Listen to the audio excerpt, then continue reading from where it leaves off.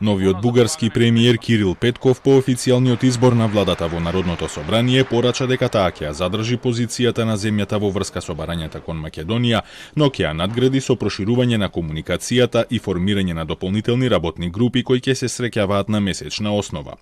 Во првото интервју за бугарската национална телевизија како премиер, Петков рече дека некои од темите за кои овие групи ќе разговараат ќе бидат заедничка инфраструктура, заедничка култура и заеднички економски чекори. Когато говорим за дебата и за решаване на общите проблеми, да фокусираме в добросъседство, да фокусираме върху това, което и двете страни имаме да спечелиме, като сме едни добри съседи един към друг. По третите парламентарни избори оваа година, од кои два пати беа распишани предвремени и на кои победуваа нови партии, ова е прв пат да се формира политичка влада во земјата. Предводена од Кирил Петков, министерот за економија во техничката влада на Јанев, новата влада постави три клучни точки за нејзината програма: нулта толеранција за корупцијата, целосна транспарентност во трошењето на јавните пари и реформи на судскиот систем.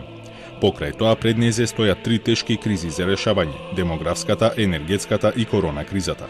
Од 27 земји членки на Унијата, Бугарија не е само најсиромашната, туку има најнизок процент на вакцинација и на висока стапка на опаѓање на популацијата.